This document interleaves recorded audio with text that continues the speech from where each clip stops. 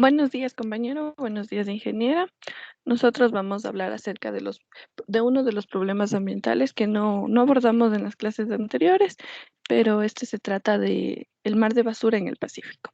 Primeramente, ¿qué es el plástico? El plástico es un término vital que se puede describir una amplia gama de materiales sintéticos o semisintéticos que se utilizan para una inmensa cantidad de aplicaciones. En donde sea, encontramos plástico. Podemos decir que miremos donde miremos, vamos a encontrar plástico. Sigue, Lenita. Utilizamos plásticos para todo en la vida, para que la vida sea más limpia supuestamente, pero más lo que hemos encontrado es todos los envases, ropa, edificios, dispositivos médicos, coches, vehículos. Decimos que los plásticos son materiales orgánicos, igual que la madera, el papel o la lana. Pero las materias primas que se utilizan para producir esta son productos naturales como la celulosa, el carbón, el gas natural, la sal y por supuesto el petróleo. Se han convertido en un material moderno preferido porque pertinentemente permite equilibrar la necesidad de hoy en la protección del medio ambiente. Síguele, Anita, por favor. La producción de plástico. La producción total de plástico en el 2015 alcanzó unos 380 millones de toneladas. Hasta la actualidad se han fabricado más de 8.3 millones de toneladas de plástico, de que su producción empieza desde 1950, lo que equivale al peso de 1.000 millones de elefantes. Actualmente se han fabricado como 8.3 millones, como dije antes, de toneladas. Tan solo los fabricantes de bebidas producen alrededor de 500 mil millones de botellas de plástico en un solo año. Según la industria de plásticos, en Europa la producción de plástico alcanzó al 61.8 millones de toneladas solo en el 2018. Se puede decir también que China es el principal productor de plástico con un 30% en total en el mismo año, 2018. También sabemos que el plástico es uno de los materiales que más tarda en descomponerse y al mismo tiempo es uno de los más utilizados en la sociedad actual. Se calcula que un plástico tarda entre 100 y 1000 años en descomponerse, por lo que está considerado como el material de descomposición muy lento y a largo plazo. Una botella de plástico puede tardar entre 500 años en desintegrarse, pero si es que esta está enterrada, este de tiempo se prolonga aún más. A continuación, mi compañera.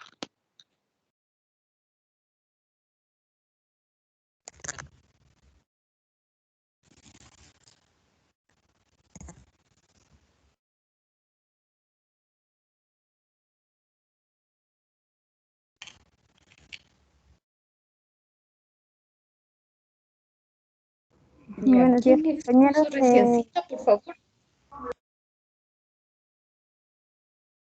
¿Quién acabó de exponer? Peñafiel Rosa Inge. Gracias.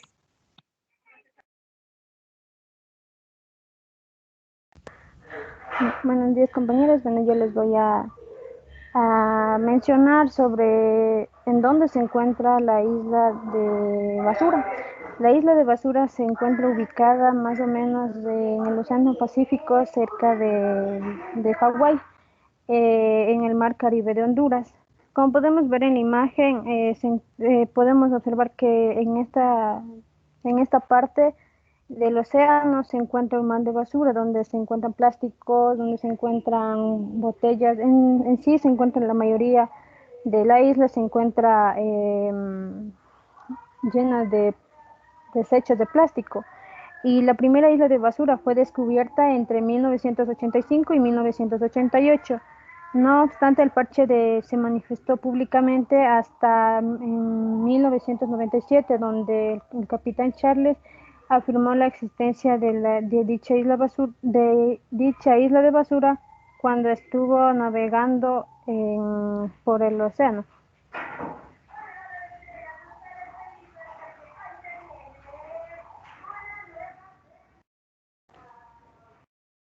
Además de la isla del Pacífico que se descubrió, se encuentran otras islas más ubicadas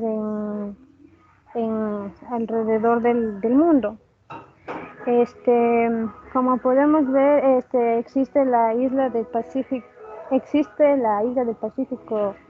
Occidental, que está cerca de Japón. Esta ha sido la isla menos estudiada porque recién ha sido descubierta. También encontramos la isla de basura del Atlántico. Bueno, la isla de basura del Atlántico es un sitio de desechos marinos artificiales que se encontraron flotando dentro del torbellino del Atlántico Norte. También está la isla de basura de las Maldivas. Las Maldivas eran acreditadas como un paraíso tropical desde 1992, pero ahora que cuenta con más de 10.000 viajeros a la semana, la isla de basura cubre unas 50 hectáreas. También encontramos la isla de basura en Chile, que estudios recientes han descubierto un nuevo parche de basura en el Pacífico Sur, cerca de Chile, y es del tamaño alrededor de 1.5 veces del tamaño de Texas. Bueno, aquí podemos ver las ubicaciones de cada una de las islas del Pacífico, que está cerca de la India, cerca del norte del Pacífico Sur, que es en Chile, del Atlántico Norte y del Atlántico Sur. A continuación, mi compañera.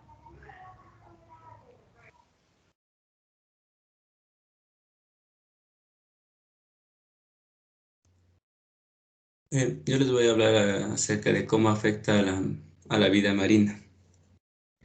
En el océano hay una enorme variedad de organismos que comparten el hábitat entre sí, pero los desechos plásticos han invadido los océanos y las corrientes oceánicas llevan los desechos plásticos a los lugares más remotos y se acumulan en los giros oceánicos, formando lo que es el mar de basura.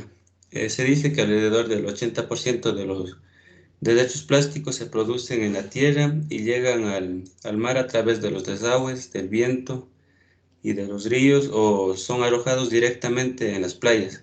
Y el 20% de los desechos plásticos se originan en actividades que se realizan en el mar.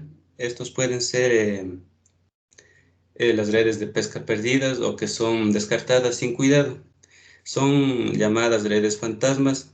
Estas redes son trabadas en los animales y pueden producir lesiones dolorosas y posteriormente la muerte. Los plásticos cuando están flotando en el agua se parecen a los alimentos naturales. Como podemos ver ahí, una funda se parece a una medusa. Pero estos plásticos no son digeribles y llevan a la muerte. La siguiente, por favor.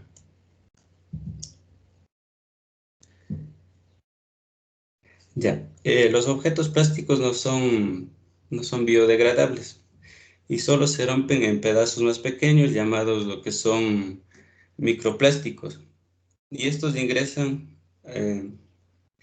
lo que son llamados microplásticos, y estos son ingeridos por organismos pequeños y son partículas contaminantes que ingresan a la cadena alimentaria y finalmente llegan a nuestros platos.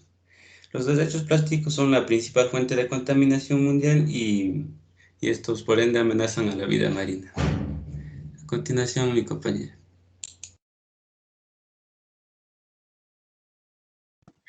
Bueno, yéndonos más allá de lo que es la isla de basura del Pacífico, vamos a hablar de algo que es muy importante, que debemos conocer y que es la vida de un recolector. Millones de personas alrededor del mundo se ganan la vida recolectando, separando o reciclando y vendiendo materiales que otros descartan. Los recolectores son los actores vitales en la economía informal. Ellos no benefician solamente a su comunidad, sino también al medio ambiente. Sin embargo, tienen un estatus social muy bajo y condiciones de vida que son deplorables, y además de la poca ayuda de los gobiernos locales. Estos, al tener un trabajo tan importante y a la vez tan perjudicial para ellos, tienen riesgos a la salud, como al manejar residuos presentan, digamos, hay residuos que son muy contaminantes, como por ejemplo los que son desechos de la salud, ya que pueden encontrarse agujas que les pueden causar enfermedades. Pero también ese no es el único riesgo, sino también las lesiones. Los trabajadores que recolectan en botaderos abiertos pueden ser atropellados por camiones o convertirse en víctimas del hundimiento de las superficies, incluso los incendios. En un reportaje que veía el otro día, había un hombre que decía que nació en la basura. Es que hay familias que se dedican solo a esto y van pasando de generación en generación. Siguiente, por favor. Ahora les voy a hablar de PetStar. Esta es la compañía de reciclaje más grande del mundo. Cuenta con un sistema de acopio y de transporte propio y eficiente. Recolecta, empaca y hace llegar a diario al complejo de Tocula el plástico, donde este es limpiado, clasificado, triturado y fundido hasta obtener resina de PET, la cual es reciclada y es vendida a las empresas socias, que son embotelladoras, para crear así nuevos recipientes, creándose una economía circular. A continuación, mi compañera.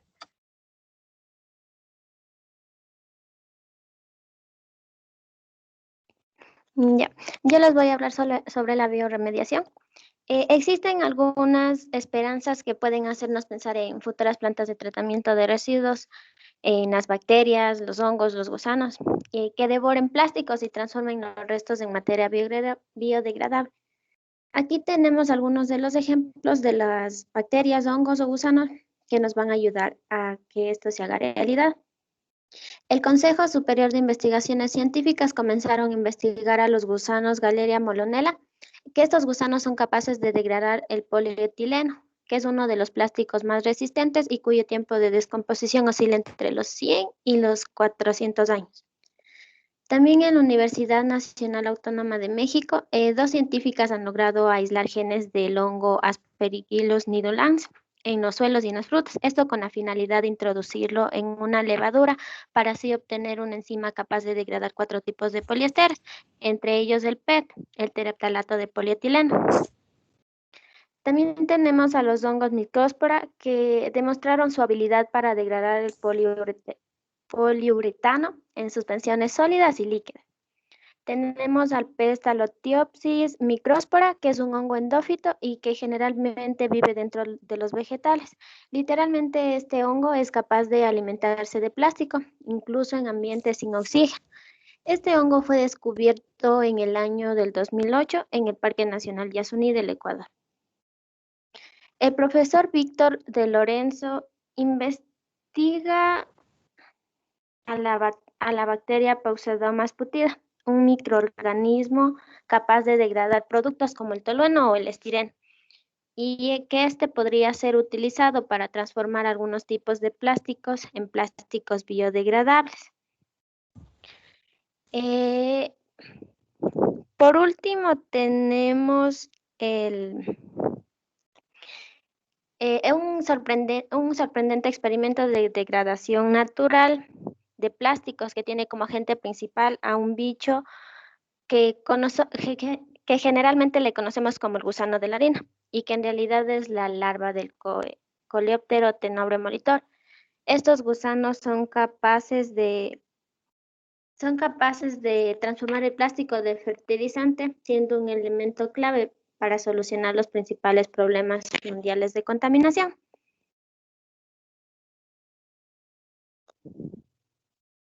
A continuación, mi compañera. Aproximadamente 100.000 animales marinos y más de 1 millón de aves marinas mueren cada año por haber consumido plástico. Además, suelen quedar atrapadas en redes plásticas que serían que se parecen a las redes de pescar, puesto que no pueden salir y mueren instantáneamente, como podemos observar en la primera imagen. También muchas especies marinas están al borde de la extinción y la causa principal es la contaminación plástica en los océanos. Además, existe gente que sigue pescando en aguas contaminadas, lo que aumenta una probabilidad de que sustancias contaminantes lleguen a la mesa, provocando cáncer y malformaciones en los nacimientos. El problema de basura plástica en el océano es extremadamente grave, por lo cual algunos investigadores estiman que para el año 2050 la masa total de basura plástica en los océanos será igual a la masa total de todos los peces. Es decir, que para el año 2050 tendremos la misma masa plástica y la misma masa de peces. Para evitar que nuestros hermosos océanos se conviertan en depósitos de desechos de plástico, la gente necesita hacer algo y hay varias formas de resolver este problema, puesto que más del 40% de plástico se usa una sola vez y se desecha. Son conocidos como los plásticos desechables o de un solo uso. Pero el plástico permanece en el ambiente y se demora siglos en degradarse. Una manera de deshacerse del plástico sería educando a las personas para usar solo plástico biodegradable. Como lo he puesto en la imagen final, plástico biodegradable, la solución final, ya que este plástico se degrada de 1 a 5 años. También todos podemos aportar desde nuestros hogares con un granito de arena, ya sea reciclando o reutilizando. En conclusión, la lucha contra el plástico es una batalla tan necesaria como ineludible si queremos que las futuras generaciones disfruten de nuestro hogar tal como un día lo conocieron nuestros abuelos y padres. Muchas gracias. Ya, muy bien. Yo creo que, el tema es importante, ¿no? Está también pertinente, pero como ustedes lo desarrollaron prácticamente en esta última parte es donde hablaron del problema, y eso no solo en el Pacífico, ¿no? Sino del problema del plástico en el mar. De ahí está bien que hayan dado una introducción sobre qué es el plástico y todo lo demás. También hablaron que había otros lugares de plástico, pero ustedes no se centraron en el tema que era isla de basura en el Océano Pacífico. Era hablar específicamente de esa isla de basura. O si no, si querían abordar un poco más, hubieran puesto otro título, la problemática del plástico en los océanos, cosas así, ¿no? O soluciones, porque también hablaron de bioremediación. No es que la información está mal, lo que pasa es que no corresponde al título que ustedes lo hicieron. Entonces, prácticamente, como digo, no se centraron en hablar de la isla basura del océano, del Océano Pacífico. Entonces, en ese sentido va la observación. En la importancia del tema tienen 0,2, en la pertinencia también 0,2. Les he puesto 0,1 en organización y capacidad de síntesis por lo que les indico, ¿no? No se centraron en el título que decían, sino más bien en la problemática del plástico, en los problemas de bioremediación, en otros lugares donde había basura plástica que no corresponde exactamente al título que ustedes lo pusieron, ¿no? Como les digo, la información está bien, pero no concuerda con el título que tenían ustedes. A ver, tenemos el grupo 1, 2, 3. Vámonos con el grupo número 4. Mientras tanto me van diciendo el tema y los integrantes.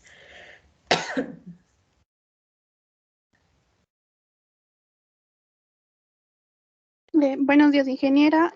Vamos a hablar sobre la deforestación en el Ecuador. Los integrantes es Luis Bravo, Wilson Cantos, Nayeli Flores, Cindy Wilcapi, Kimberly Narváez y mi persona, Daniel Urgiles. Ya, me dejan un ratito ahí. Está Luis Bravos, Wilson Cantos. ¿Es Naeli o Nayeli? Nayeli me parece que es. Sí, es Nayeli. Cindy Wilcapi. Kimberly Narváez.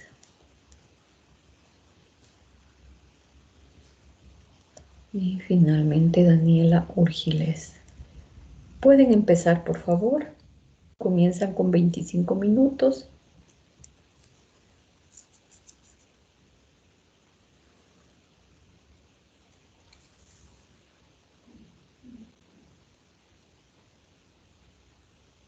Buenos días, ingeniera. Buenos días, compañeros. Como les dije, vamos a hablar sobre lo que es la deforestación.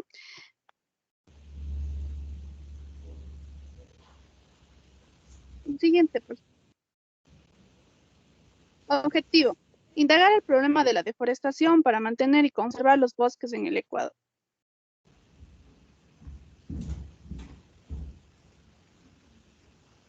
Muy buenos días, compañeros. Buenos días, ingeniera. La deforestación. En primer lugar, definamos esta problemática. Es un proceso provocado por la acción de los humanos en la que se distribuye o en la que se destruye o se agota la superficie forestal, generalmente con el objetivo de destinar el suelo a otras actividades. El presente trabajo se ha elaborado para conocer la importancia y delicado que debemos trabajar para seguir subsistiendo en nuestro planeta, relacionados con el medio ambiente que nos rodea como seres vivientes en la Tierra. Siguiente, por favor. La deforestación es uno de los principales problemas que soporta la humanidad, lo que da origen a la degradación, desertificación y disminución de la capacidad productiva de los suelos a causa de la explotación desordenada de los recursos naturales, entre ellos el recurso forestal. Como sabemos, el hombre, en su búsqueda de satisfacer sus necesidades personales o comunitarias, utiliza la madera para fabricar muchos productos. La madera también es usada como combustible o leña para cocinar y calentar. Por otro lado, las actividades económicas en el campo requieren de áreas para el ganado o para cultivar diferentes productos. Esto ha generado una gran presión sobre los bosques. Como todos sabemos, al tumbar un bosque, los organismos que allí viven quedan sin hogar. En muchos de los casos, los animales, las plantas y otros organismos mueren o les toca mudarse a otros bosques. Destruir un bosque significa acabar con muchas de las especies que viven en él. Algunas de estas especies no son conocidas por el hombre. De esta manera, muchas especies de esta se están perdiendo día a día y desapareciendo para siempre de nuestro planeta. A continuación, les van a seguir hablando sobre esta problemática. Muchas gracias.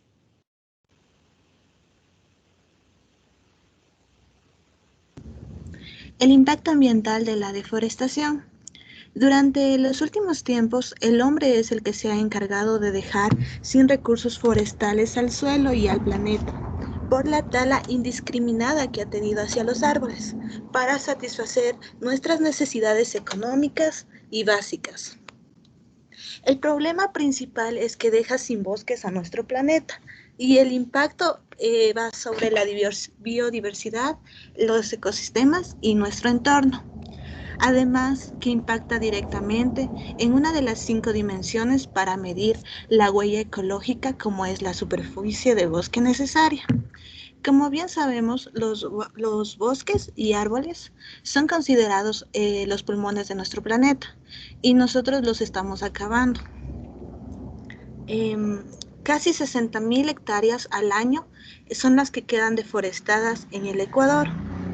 Estos árboles sirven para sumidero del CO2 que arroja nuestro consumo diario. Normalmente nos referimos a los bosques, ya que estos son capaces de absorber lo que son los gases y las emisiones de CO2.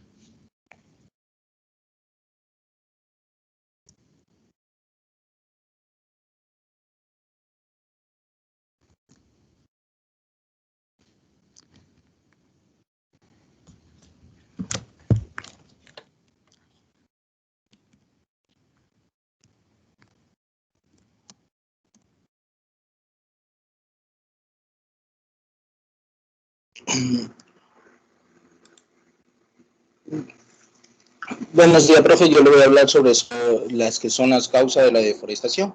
Dice que la deforestación... ¿Puedes pasar, compañera? Perdón. Bueno, la causa de la deforestación. Dice que la deforestación es un fenómeno único que puede clasificarse de acuerdo a los fenómenos o causas, que estas son la deforestación natural y la deforestación humana, como ya lo habían dicho mis compañeras. En la deforestación natural se debe a los efectos de accidentes naturales y eventos propios de la dinámica terrestre. Estos tipos de deforestaciones ocurren cuando hay grandes tormentas con rayos, tornados, erupciones volcánicas e incendios forestales. La deforestación humana son las actividades que representan las principales causas de la deforestación, a diferencia de los fenómenos naturales que pueden ser evitados. La deforestación humana se clasifican en lo que son en cuatro estaciones, se podría decir, que son las expansiones de la población, tala discriminada, las operaciones de maderas y las leyes forestales. En esta expansión de la población urbana, dice que los cuidados que crecen mediante la población aumenta, se requieren nuevos espacios para consumir viviendas y obras viales. En las talas discriminadas con fines agrícolas es el aumento de la población mundial, que conlleva a producir más alimentos de manera que se requiere más superficie cultivable. Operaciones de madera o papel con gran escala. En las industrias de la madera y el papel, entre otros derivados de los árboles, se alimentan de consumir enormes secciones de bosque, aunque en ocasiones estas empresas invierten también en programas de deforestación, pero no es lo mismo, porque la cantidad que consumen no la planta. La ley forestal deficiente o estado diligente dice que la responsabilidad de proteger estos tesoros naturales es de los estados, como sabemos, pero es interesado para los estados, especialmente cuando ellos implican una pérdida de dinero. Gracias.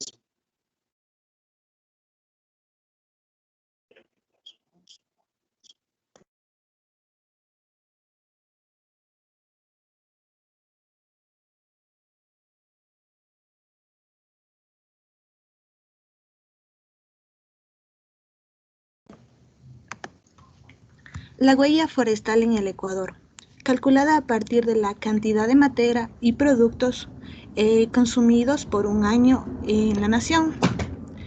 Como bien sabemos, como datos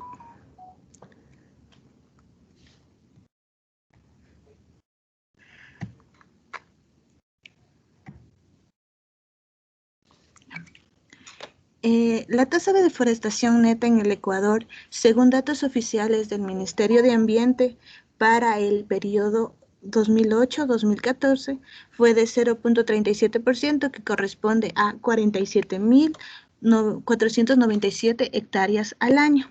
En cambio, para el año 2009 fue de 0.48%, correspondiente a 61.112 hectáreas, siendo principalmente las provincias de Morona Santiago, Sucumbíos y Zamora Chinchipe las que más deforestación realizan en el año.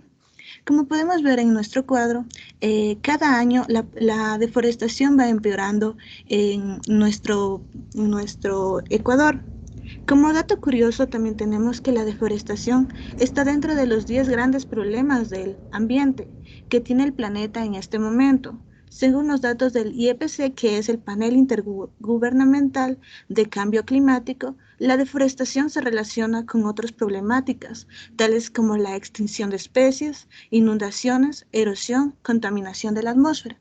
Además, quisiera compartirles una frase de Wackenack y Rees, 1997, que son los creadores de la huella ecológica. Ellos nos dicen que todos, desde un individuo cualquiera hasta una ciudad o país, tienen un impacto sobre nuestro planeta.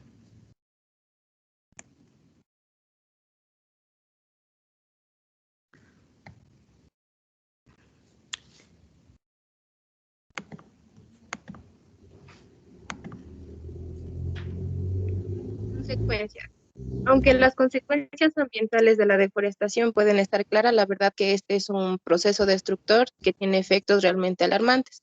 Entre ellos tenemos la eliminación de especies arbóreas, lo que vendría a ser la tala o la destrucción de los árboles, lo que produce la eliminación donde ciertas especies desaparezcan por completo, facilitando la aparición de nuevas plantas extintas. Como ejemplo tenemos la palma de rapa, el árbol de Franklin y el sándalo. Tenemos también la pérdida de hábitats. Aunque esta consecuencia de la deforestación está relacionada a la anterior, no debemos olvidar a los animales que hacen vida en los bosques y en las áreas verdes. La deforestación genera la eliminación directa del hábitat de diferentes animales, lo que produce a su vez la pérdida de la biodiversidad. Tenemos la vulnerabilidad a los incendios. La pérdida de los recursos boscosos genera un debilitamiento, ya que se convierten en zonas de alta vulnerabilidad a los incendios forestales y a las sequías. Un ejemplo de esto sería el incendio forestal de 1987, donde más de 72.884 kilómetros cuadrados de bosque se destruyeron en Rusia y en China, producidos por la deforestación a causa o a mano del hombre. También tenemos las alteraciones climáticas, como el calentamiento global y el cambio climático. En este caso, los terrenos empiezan a perder la capacidad natural de los árboles para absorber el dióxido de carbono, CO2. En pocas palabras, al no producirse tal absorción, es más probable que el clima sufra consecuencias negativas. También tenemos la reducción de los recursos naturales. El impacto de las actividades económicas sumados al resto de consecuencias que hemos tratado genera reducción de recursos naturales en zonas verdes.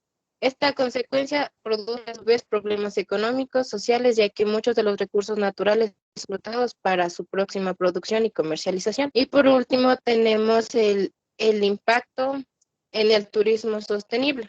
Son muchas las personas que practican el turismo sostenible. Sin embargo, ¿quiénes lo harían si el mundo sigue perdiendo pulmones vegetales y las zonas de gran atractivo turístico? La deforestación es una lacra para el turismo sostenible, lo que genera consecuencias económicas, ya que afecta a empresas del sector turístico y hotelero. Hay datos importantes que debemos tomar en cuenta, que se estima que dentro de 100 años no habrá más selvas tropicales en la Tierra. Existirá una gran pérdida de biodiversidad y hábitats. Cada segundo se corta un acre y un medio de bosque, lo que vendría a ser 4.048 metros cúbicos. La tasa de deforestación equivale a una pérdida de 20 campos de fútbol por minuto. Se espera que hasta 200.000 especies se extingan para el próximo cuarto del siglo debido a la deforestación. Gracias. Buenos días, profesora. Buenos días, compañeros. Yo les voy a hablar sobre el manejo sostenible. Ecuador es pionero en la implementación de la producción sostenible a nivel nacional a través de la marca Premium Sustainable, presenta en el año 2019 entre los ministerios de Agricultura y Ganadería, Ambiente y Agua y Producción, Comercio Exterior, Inversiones y Pesca. Los beneficios de su aplicación. Los beneficios de su aplicación están relacionados a asegurar la protección del ambiente, evitar la deforestación del bosque primario, manejar los recursos naturales de manera sostenible, evitar la expansión de la frontera agrícola y promover el bienestar de los productores y las comunidades. ¿Qué vamos a garantizar a través de esta articulación? Garantizamos la seguridad alimentaria y alcanzar la prosperidad en la economía verde en los trópicos. ¿Esto qué quiere decir? Que a través de esta articulación se pretende garantizar una producción agropecuaria sostenible que permite mantener un equilibrio con la naturaleza sin afectar la calidad de los productores ni del ambiente. Asimismo, promover inversiones y exportaciones bajas en emisiones y compras responsables, generando nuevos mecanismos enfocados a fortalecer la gestión de conservación del patrimonio natural y la producción agropecuaria sostenible bajo lineamientos de cambio climático. Como podemos observar, tenemos algunas instituciones que ellas tienen como objetivo cumplir este manejo sostenible. Siguiente, por favor.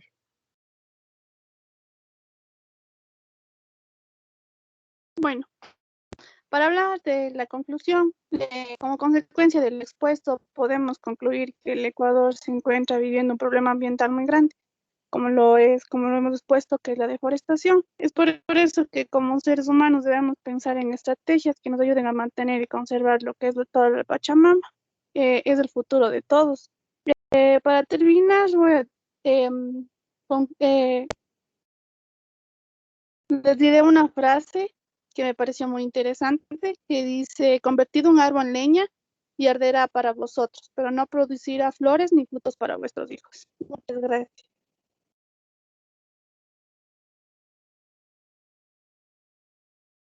Muy bien, chicos. Ya hemos visto que es un problema bastante grave y que se va, en vez de ir mejorando, se va complicando cada vez más. La frase última, muy bonita, ¿no? Para reflexionar en todo lo que estamos haciendo, ¿no? El problema de la deforestación es a nivel mundial y si nos quedamos sin los bosques, que son considerados los pulmones del planeta, estamos perdiendo importantes recursos y estamos perjudicándonos nosotros mismos, ¿no? A la larga, en forma directa y en forma indirecta. Muy bien, chicos, han hablado de todo un poco y el tema era general, ¿no? Decía reforestación, aunque en algún rato mencionaron como reforestación en Ecuador. Muy bien, tienen 0,8 sobre 0,8 y nos pasamos al grupo, a ver, está el 2, el 5, el 6. Me dicen el tema y los miembros, por favor. Buen día, profe. Nuestro tema es el caso Chevron Texaco, en Ecuador. Los integrantes son Chasipanta Pablo, Encalada Ángelo, Joela Cintia, Valdivieso Milton, Valladares Vicky y Yupanqui Lisbeth. Ya, me dejan un ratito en la lista, por favor. En la diapositiva anterior. Ya. Aún no todavía, por favor, estoy copiando los nombres.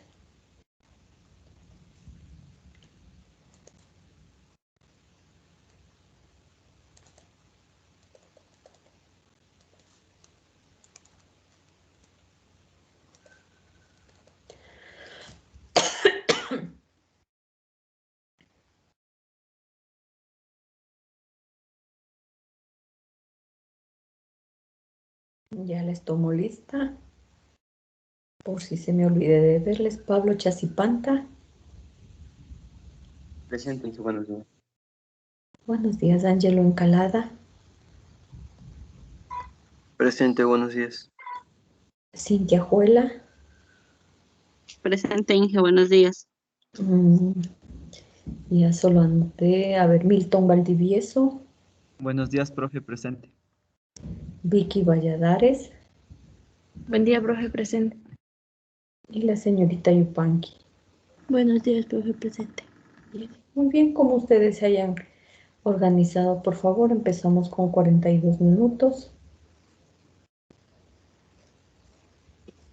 Ya, buenos días compañeros, ingeniera, buenos días. El grupo 6 va a tratar el caso Chevron Texaco basándonos en un objetivo general, el cual es exponer el caso Chevron Texaco analizando sus consecuencias a nivel jurídico, sociocultural, ambiental y de salud, iniciando con una frase célebre, que es la siguiente: envenena al río y él te envenenará a ti. La cruda realidad del caso Chevron Texaco. Texaco empezó a operar en el Ecuador desde 1964 hasta el año de 1992, en alrededor de 221 pozos, 22 estaciones de producción y alrededor de 15 campos de trabajo, para el cual se firmó un contrato de explotación con la empresa estatal de petróleos del Ecuador y la Junta Militar, en el cual en el artículo 46 Chevron Texaco manifiesta que va a cumplir con técnicas seguras de reinyección de desechos tóxicos al subsuelo, ya que en ese tiempo ellos patentaban una tecnología que reducía considerablemente el daño ambiental. Pero como es de nuestro conocimiento, Chevron empleó técnicas obsoletas para alcanzar un mayor beneficio económico. Texaco derramó no menos de 71 millones de litros de residuos de petróleo y no menos de 64 millones de litros de petróleo bruto. Un claro ejemplo son las piscinas de residuos tóxicos que Chevron trató de ocultar al agregar una capa superficial de tierra. Esto ocurrió en una extensión de 2 millones de hectáreas de la Amazonía, específicamente en las provincias de Sucumbíos y Orellana. La primera aparición de Chevron...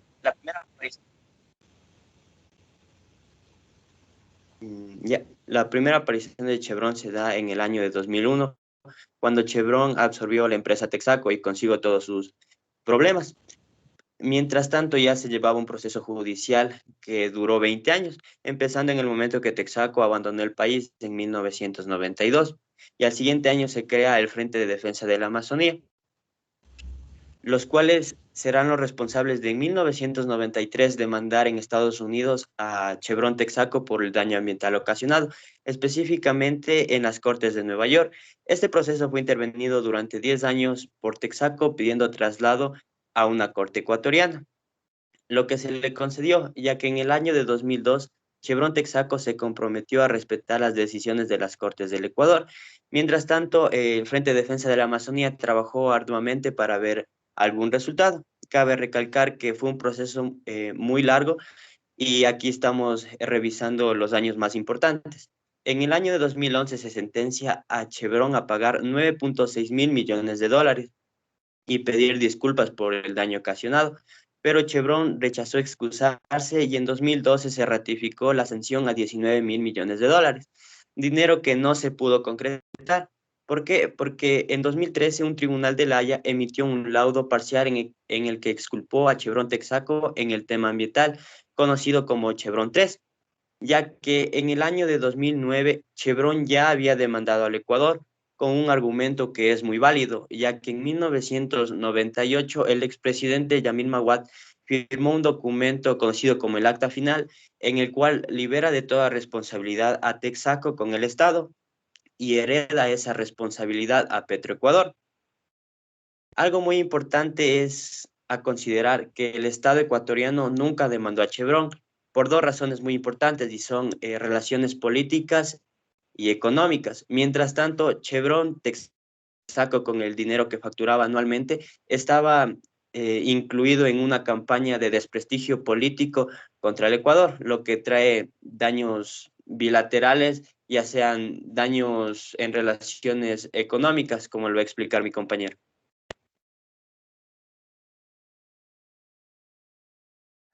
Chevron sigue contaminando y hoy en día es una de las corporaciones responsables de la emisión de los gases contaminantes que están provocando el calentamiento global. La empresa llevó al Estado ecuatoriano ante varios tribunales internacionales de arbitraje con la intención de eludir y ceder su responsabilidad al Estado ecuatoriano. El más reciente fue en el año 2009 y es conocido como el caso Chevron 3, por el que la empresa demandó al Estado ecuatoriano ante la Corte Permanente de Arbitraje de La Haya. En cada proceso, Chevron sostiene que en la sentencia de los tribunales ecuatorianos se viola el Tratado Bilateral de Promoción y Protección de Inversiones firmado entre Ecuador y Estados Unidos. La empresa no tiene responsabilidad por los impactos ambientales en la Amazonía, ya que su operación en Ecuador ha sido liberada por el Acta de Finiquito en 1998. Fue Petroecuador y no Texaco la empresa que contaminó. Ante estos argumentos, Ecuador sostiene que en el Tribunal de Arbitraje de la Corte no era competente, puesto que el TBI fue firmado en 1993 y entró en vigor en 1997. Chevron nunca fue liberada de su responsabilidad frente a los ciudadanos afectados, como lo ha confirmado la sentencia del tribunal del año 2013. Siguiente diapositiva. En dos catástrofes ambientales hay una diferencia entre estos prejuicios. El accidente en el Golfo de México en el año 2010 hubo un derrame de crudo de 780.000 metros cúbicos. La empresa británica British Petroleum está respondiendo ante el Estado e indemnizando a los afectados. En cambio, en Ecuador, Chevron entre los años 1972 y 1992 ha provocado daños en los territorios de Sucumbíos y Orellana, en el que existió un derrame de desechos tóxicos de 68 millones de metros cúbicos. A diferencia de la empresa británica, Chevron hizo todo lo posible para eludir sus responsabilidades, haciendo uso de su poder y gastando en lobby político. Gracias.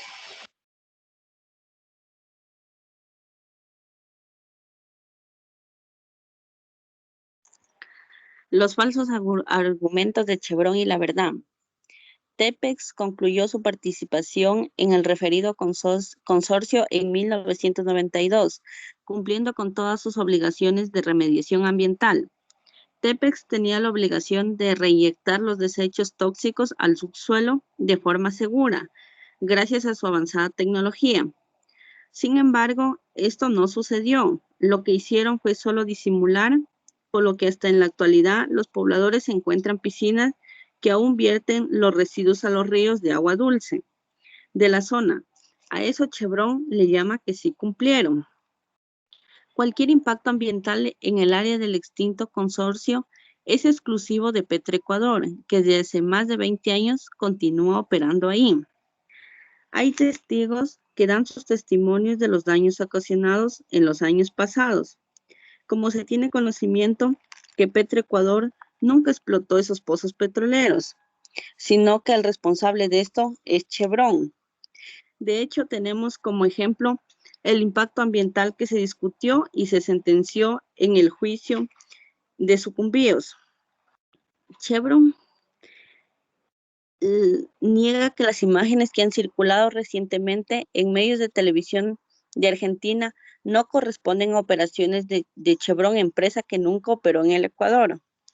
Como se puede ver En la imagen, Chevron niega que las imágenes que circularon, ellos dicen que son falsas, pero ellos son responsables del todo el daño causado a los ríos, a la flora, a la fauna y a las personas de esa zona.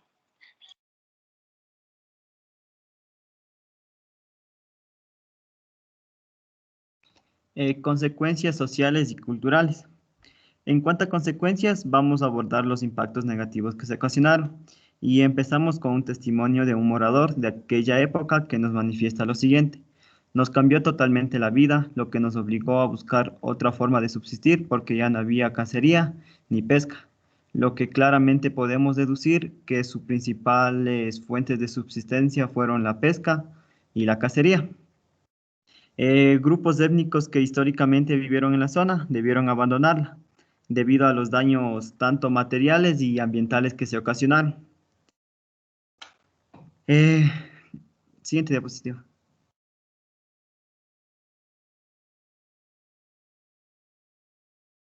Seis áreas protegidas también que no están exentas de estas actividades, ya que como sabemos las áreas protegidas tienen como único objetivo precautelar en todo el sentido de la palabra su biodiversidad existente.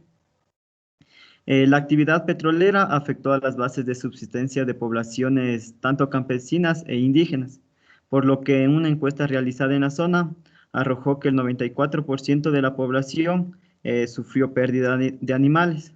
Se estima que por cada familia en promedio perdió alrededor de 8 vacas, 5 cerdos, 2 caballos y 43 gallinas, por lo que podemos decir que fueron tanto especies se podría decir grandes y pequeñas. También otra afectación fueron en los cultivos, ya que se provee que una familia posee un promedio de 4 hectáreas de terreno, de las cuales 2.6 hectáreas resultaron dañadas, lo que nos quiere decir que más de la mitad de sus cultivos fueron afectados.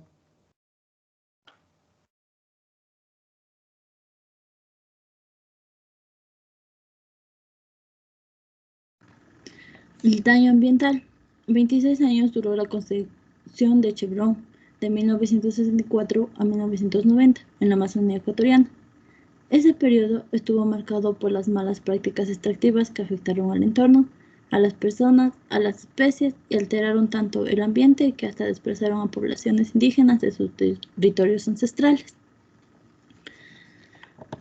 Durante sus operaciones, la compañía perforó 356 pozos y construyó más de una veintena de estaciones de producción, descargando el agua de producción, un agua tóxica de residuos del proceso extractivo, en más de 880 piscinas, es decir, fosas cavadas en el suelo sin ningún tipo de protección aislante en su fondo para evitar la penetración de los tóxicos en el suelo. Muchas de ellas tenían sus cuellos de ganso orientadas directamente hacia los ríos y los esteros cercanos, lo que causó la contaminación directa, no solo del suelo, sino también del agua y de todo el sistema fluvial del área. Además, Texaco arrojó directamente el crudo en más de 1.700 kilómetros de carreteras para evitar que se levantase el polvo cuando circulaban sus camiones, y construyó más de 380 mecheros para la quema del gas de extracción, contaminando así también el aire de la zona. El resultado de 26 años de malas prácticas extractivas fue una de las más graves catástrofes ambientales de la historia humana, que causó y sigue causando efectos devastadores sobre la vida, salud, cultura y medio ambiente de las más de 30.000 personas que vivían en el área. Más de 80.000 análisis reflejan la existencia de productos tóxicos en el suelo y en el agua, que fueron sistemáticamente contaminados. Se calcula que a lo largo de su actividad extractiva, Texaco arrojó cerca de 64.000 millones de litros de aguas tóxicas y 650.000 barriles de crudos en el ecosistema amazónico. Su daño es el más grande del mundo relacionado a petróleo. No ha sido superado por el Golfo de México, tomando en cuenta que este fue un accidente y no una práctica común, como el caso de Chevron Texaco.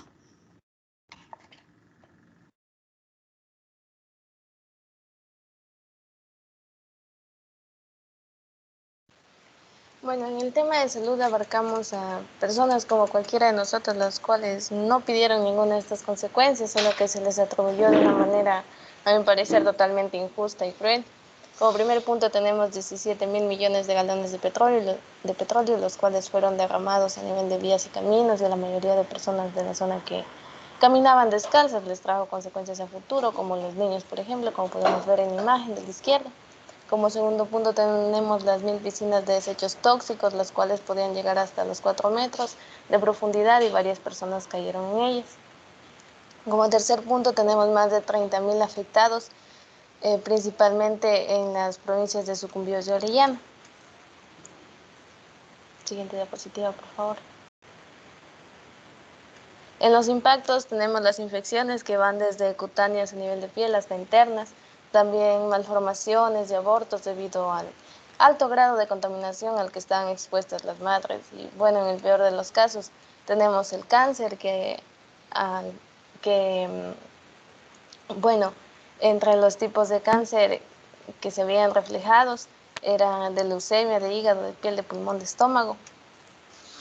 Y siguiente diapositiva, por favor.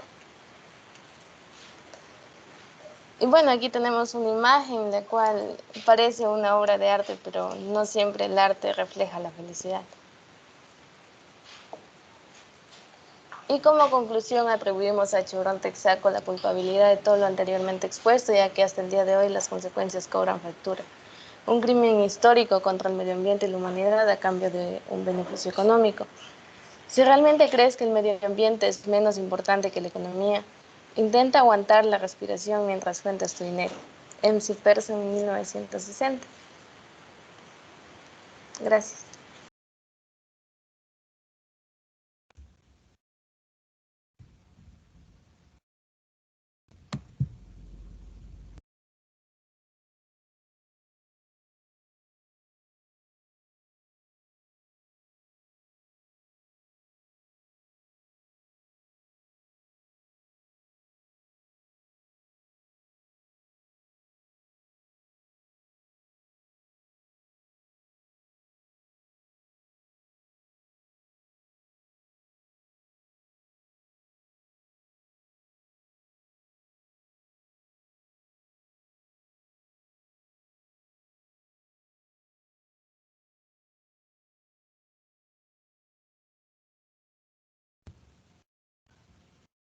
Ya, les estaba diciendo, no me di cuenta que el micrófono estaba apagado, les estaba diciendo que la exposición ha sido bastante clara, los problemas han sido señalados correctamente, las afecciones de todo tipo, y que parte de esto ocurrió por el boom petrolero que se dio en Ecuador. Chevron ingresó en 1964 y en ese tiempo lo único que les interesaba a los gobiernos en la época del boom petrolero eran los ingresos económicos a los que el país no estaba acostumbrado. Entonces no se dieron cuenta del grave daño ambiental que se fue manifestando de a poco, ¿no? No es que se manifestó de pronto, se manifestó de a poco hasta que el problema llegó a ser tan grande que los gobiernos comenzaron ya a protestar, ¿no? Entonces es un problema que ya tiene muchos años atrás y es uno de los más grandes desastres ambientales que ha sufrido el país, con daños que hasta ahora repercuten en la salud y en la vida y en las costumbres de las personas del lugar. Muy bien, la exposición clara en todos sus aspectos. Tienen 0,8, ¿no? Y pasamos finalmente al grupo número 8.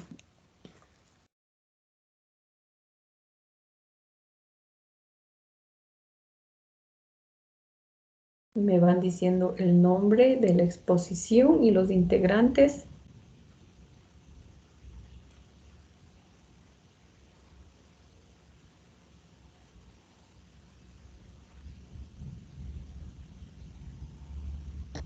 Buenos días, Inge. ¿Sí me escucha? Sí. A ver, nuestro tema es el objetivo número 13, acción por el clima. Los integrantes son Jocelyn Vergara, Ángel Buñal, Mauro González, Jessica Plasencia, Jocelyn Vergara, Ángel Buñay,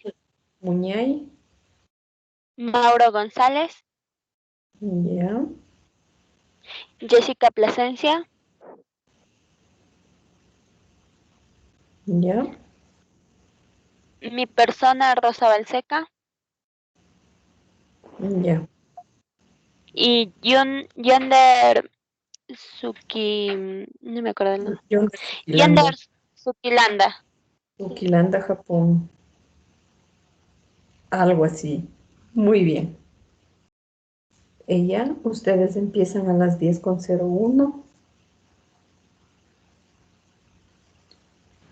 Ya, buenos días con todos. Vamos a hablar sobre la acción por el clima, que es el objetivo 13, que adoptar medidas urgentes para combatir el cambio climático y sus efectos. En todo el mundo se ha visto que han experimentado dramáticos efectos del cambio climático que hasta el día de hoy han sido un 50%, más de lo que se veía viendo. Durante las pérdidas anuales pausadas solo por catástrofes relacionadas al cambio climático han alcanzado cientos de miles de millones de dólares, el cual busca movilizar 100.000 millones anuales hasta el 2020 con el fin de abordar las necesidades de los países en desarrollo, la cual ha sido necesario tomar medidas urgentes para abordar tanto la pandemia como la emergencia climática con el fin de salvar vidas y los medios de subsistencia. El objetivo quiere decir que para poder prepararnos y afrontar los cambios climáticos y sentar las bases de economía neutra en emisiones y acompañar. A continuación, mi compañera.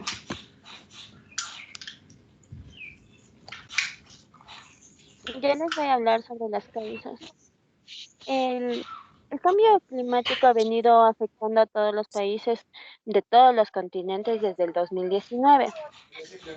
Gracias a este cambio, también altera la economía nacionales y afecta a distintas vidas, como es de todo, las vidas de todos los seres en este planeta. Los niveles del mar suben cada vez más. También decimos que los extremos meteorológicos son cada vez más extremos, y esto se debe que el calentamiento global está provocando cambios permanentes en este sistema. ¿Le puedes pasar?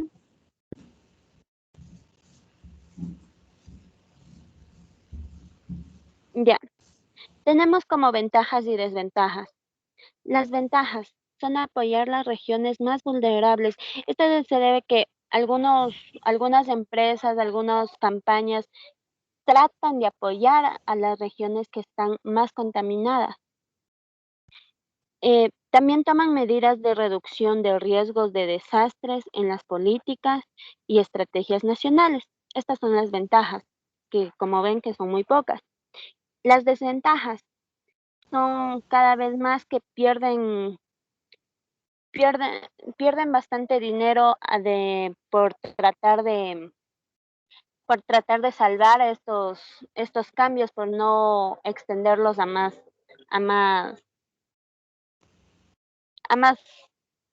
eh, por no extenderlos a la que sea la situación más crítica, ¿ya? Y esto que llega a alcanzar los cientos de miles de millones de dólares cada año.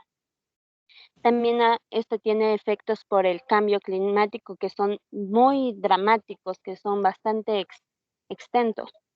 Y también las emisiones de gases de efecto invernadero aumentan cada vez más.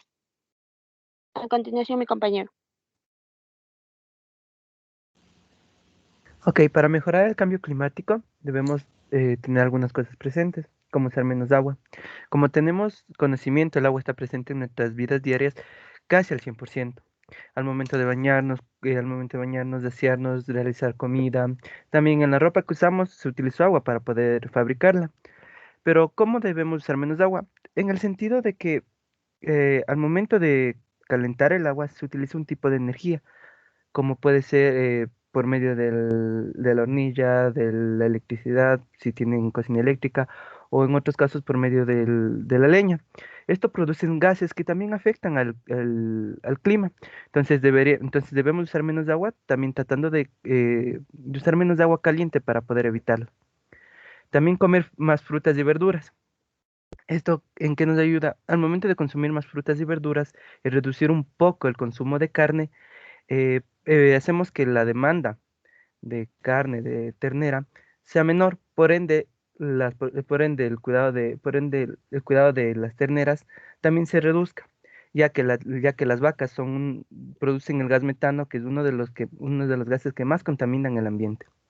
Ahorrar energía, tanto como para ayudarnos a nosotros mismos como para ayudar al ambiente. Si economizamos la energía, ayudamos a que se produzcan menos gases que afectan al ambiente y más espacios verdes en las ciudades. Esto ayuda para que los gases que emiten los carros, la ciudad en sí mismo, sea un poco más purificado por las plantas que tenemos. Por eso son necesarias en puntos estratégicos donde haya más circulación de carros. Y a continuación mi compañero. Buenos días, ingeniera. Buenos días, compañeros. Importancia de tomar acción por el clima. Todos los países del mundo han sufrido los embates del cambio climático y en gran medida han sido irreversibles, ocasionando partes del calentamiento global. El cambio climático es una realidad, un problema que no entiende de fronteras y por lo tanto es un reto global, ya que la temperatura media de la superficie terrestre podría aumentar unos 3 grados centígrados.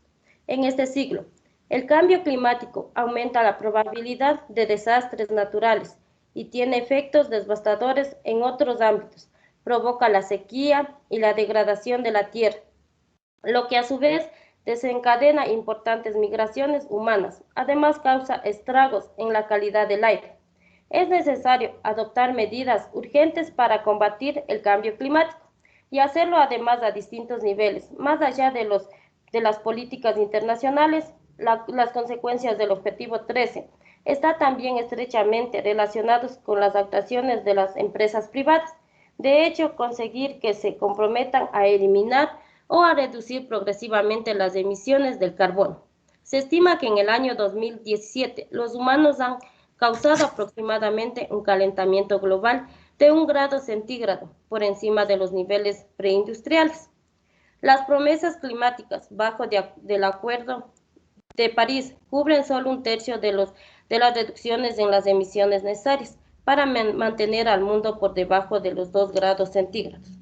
Una acción climática audaz podría generar al menos 26 billones en beneficios económicos para el 2030.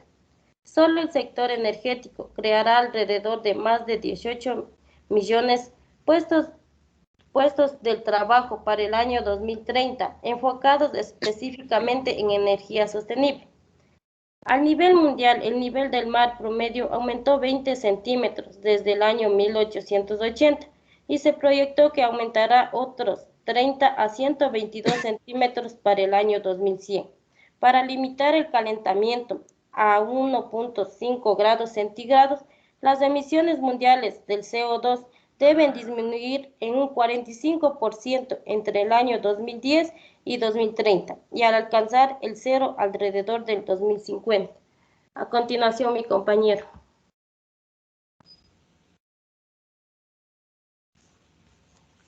Metas del objetivo 13, acción por el clima. Según el Acuerdo en París aprobado en 2015, aspira a reforzar la capacidad de los países para terminar con los efectos del cambio climático, mediante flujos financieros, un nuevo marco tecnológico y un mejorado marco de desarrollo de la capacidad. Por ello, aspira a llegar a 3 metas que son la adaptación a los riesgos relacionados con el clima, es decir, a medida que los fenómenos climáticos crecen, para muchos países en vía de desarrollo son una problemática. Para ello, buscan adaptarles, ya que serán los primeros en sufrir las consecuencias del cambio climático y están en riesgo de la desaparición. Otra meta es la implementación de políticas, estrategias y planes nacionales. Es decir, por medio de políticas van a implementar planes de resolución de emisiones de CO2, planteando un mecanismo que permita revisar y regular las contribuciones nacionales con el fin de hacer cumplir los objetivos globales acordados. Otra meta es la sensibilización y educación sobre la capacidad humana para mitigar el cambio climático. Es decir, tanto gobiernos, organizaciones como son las empresas y la sociedad tienen una gran responsabilidad en la sensibilización de la opinión pública respecto con las necesidades del cambio, de cambiar los modelos y hábitos de emitir CO2 al ambiente. Em, el financiamiento para atender las necesidades de los países en desarrollo. Esta meta quiere decir que los países desarrollados han acordado de facilitar inversión en aquellos países en desarrollo para que puedan afrontar necesidades en caso de un cambio climático. Y por último, la meta de aumentar la capacidad de los países y los estados insulares en desarrollo. Es decir, en los países de menor capacitados y los pequeños estados insulares es necesaria una capacitación que permita a sus comunidades implementar planes contra el cambio climático. Gracias. A continuación, mi compañero.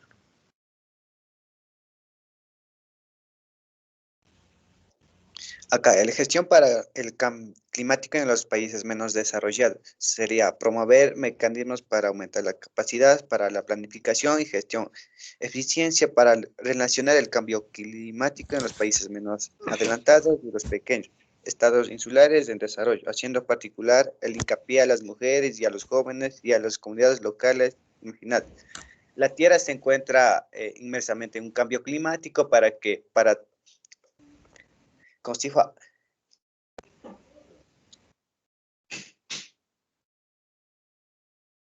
efectos cada vez más irreversibles debido al aumento de la contaminación atmosférica y al incremento de la temperatura.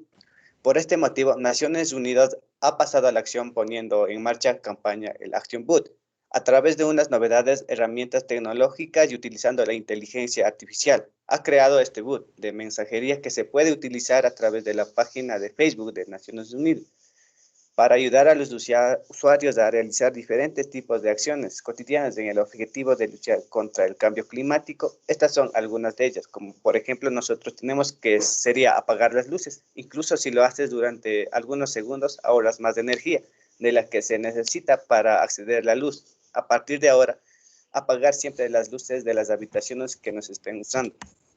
También cambiar las bombillas viejas por bombillas LED o de bajo consumo.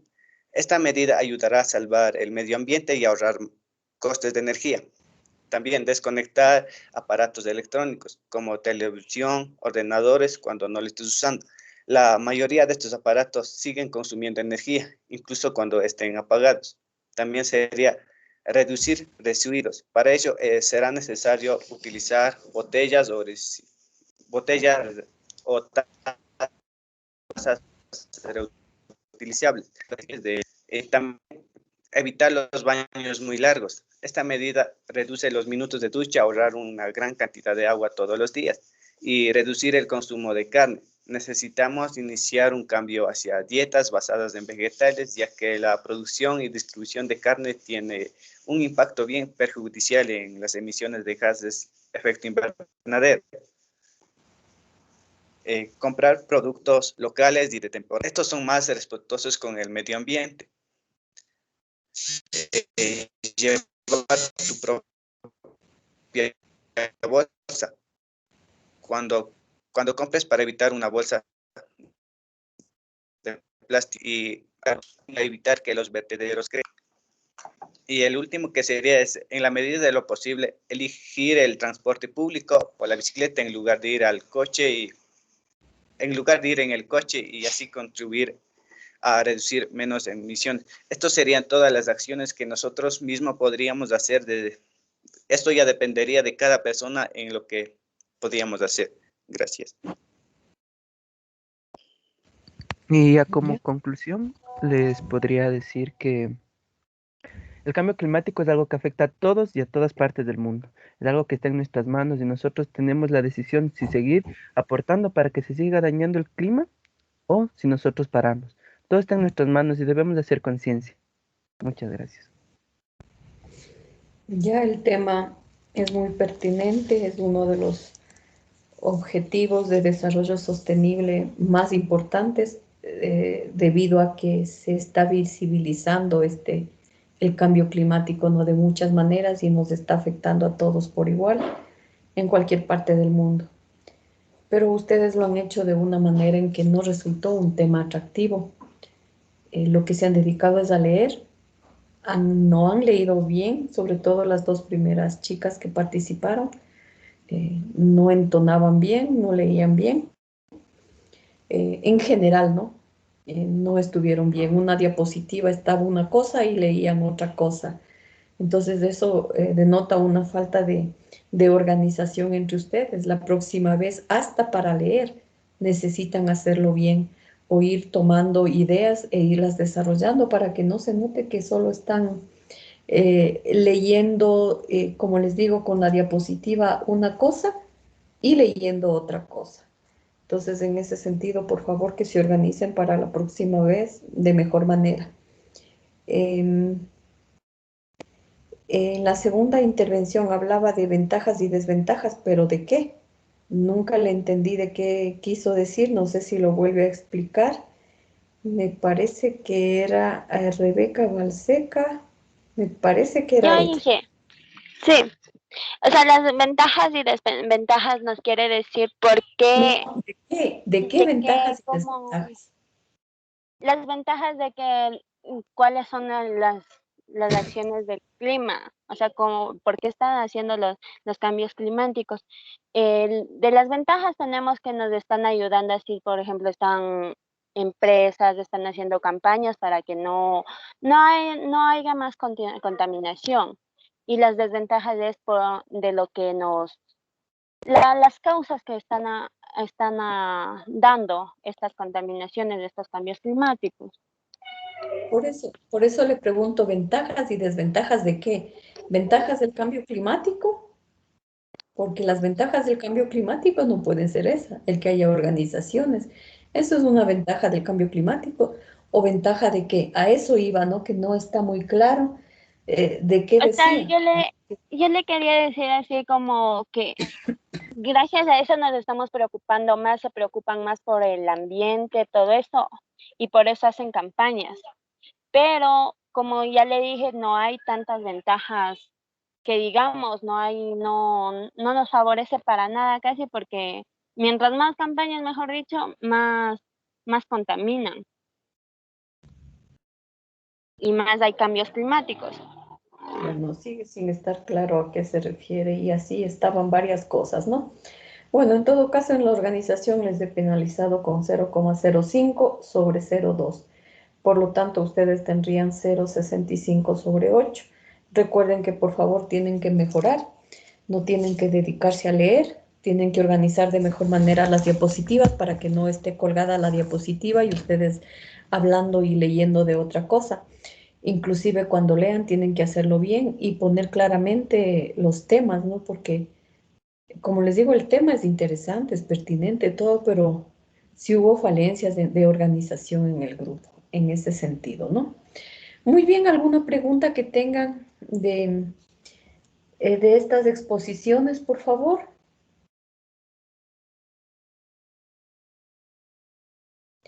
Si tienen alguna pregunta. Profe, Sí. disculpe, ¿por qué dicen que las bolsas ecológicas son peores que el plástico? Bueno, eso depende de los puntos de vista de cada quien. El problema de las bolsas ecológicas son los costos. Los costos son bastante altos en relación a las de plástico que lo hacen en serie, ¿no? Y como vienen derivados del petróleo, pueden resultar más económicas. En segundo lugar, lo que nosotros deberíamos cambiar es no utilizar estas bolsas ecológicas, bueno, en todo caso evitar, porque podemos tener, si se refiere a plástico biodegradable, ¿no? ¿Por qué podemos tener otro tipo de bolsos que tienen mayor durabilidad y no son utilizadas como desechables? Por ejemplo, los bolsos de tela o los bolsos que son de plástico, pero de rafia, un plástico bastante resistente que puede tener una mayor durabilidad, ¿no? O canastos o cosas así. Sí se refiere a las bolsas biodegradables. Tampoco se ha comprobado que en realidad se descompongan en alrededor de 2 años y medio, como nos dicen. Entonces nosotros vemos que en los supermercados nos entregan a veces bolsas que nos dicen que son reciclables, pero todavía no hay investigaciones que nos indique que se descompongan en ese tiempo. Además, si esas bolsas llegarían al mar y no se descompondría tan fácilmente como se espera, porque ya les digo, es un promedio de 2 a 3 años más o menos, también seguiría causando problemas de contaminación, sigue siendo basura, siguen los animalitos confundiéndose con alimento, etcétera. Entonces es preferible utilizar bolsas de tela que de biodegradables o cambiar más bien las costumbres de las personas, ¿no? Por ejemplo, otras cosas que están haciendo biodegradables son los sorbetes, ¿no? Cuando es muy fácil ingerir una bebida sin sorbete, entonces, ¿para qué gastar tanto dinero en sorbetes ecológicos, en platos desechables ecológicos, en todo ecológico si los costos son muy, muy altos? Entonces, más bien acostumbrarnos a no utilizar. Claro, por la pandemia, la cantidad de residuo, mejor dicho, de material de plástico ha aumentado notoriamente. Si ustedes se fijan, cuando uno se va a un restaurante ya le están dando con cuchara de plástico, ya no le dan de la otra, ¿no? Y en muchas cosas y en muchas ocasiones hasta de plástico o de ese tipo de espuma flex, ¿no? De ese isopor que también le dicen. Entonces, ese es un problema. Más bien lo que hay que cambiar es la costumbre de la gente a rechazar, ¿no? A rechazar todo tipo de material que tenga una sola vida o un solo uso, ¿no? Entonces, tal vez va por ahí, si se refería exclusivamente a esto de bolsas desechables o no sé a qué se refería. Creo que sí va más o menos por ahí, porque o sea, es una página de unos chicos que hacen videos de temas muy interesantes. Habían sacado también un video sobre el Ecuador, que en la mitad del mundo nosotros podemos separar un huevo, así. Entonces estaban hablando de nuestro país y después hablaban que el uso de, de bolsas ecológicas son peores, porque como usted dijo, no se degradan en el tiempo determinado. Por ejemplo, en mi caso sí tenemos unas bolsas ecológicas que el comisariato había sacado, pero hasta ahora no se degradan y ya van como más de 5 años. Y por Es que eso ejemplo, mismo es falta de estudios. Ajá. sí, y por ejemplo las bolsas que dan así nomás, las de plástico, las que dicen que son biodegradables, es así. O sea, hay algunos zapatos que tenemos en bolsas y ya se ven los huequitos. O sea, como que, pero obviamente sí tiene sus años, como que 10, como 5 o 7 años. Pero, por ejemplo, hay otra animación que salía como que cuando fue este boom de las bolsas ecológicas, que todos estaban fascinados, que vamos a cuidar el ambiente. Obviamente, como era en dibujos, era un poco humorístico, pero al final se vio como que por tener como quien dice, verse bien, que está cuidando el ambiente, que usa bolsas ecológicas, siguió acumulando bolsas ecológicas, o que en cada parte le vendían una bolsa ecológica, como que en cada lado que iba tenía esa bolsa y se iba acumulando hasta que tenía más, o sea, todo su entorno era de bolsas ecológicas. Entonces como que ahí decían como que también los extremos son malos, o sea, como que también por aparentar. Ujú. Es mejor cambiar las costumbres de las personas y eso hay que hacerlo con educación ambiental desde niños, ¿no? Desde niños en los hogares, con los hermanos menores, con los hijos, etcétera, ¿no? Hay que ir cambiando la mentalidad. Además, recordemos que toda bolsa, sea degradable o no biodegradable, lleva un proceso implícito que ocupa grandes cantidades de agua, de energía. Entonces ya hemos de llegar a ese punto, cuántos litros de agua se consumen en toda esta fabricación de productos, cuánta electricidad, cuánta generación de gases de efecto invernadero por los propios procesos o también por el transporte, ¿no?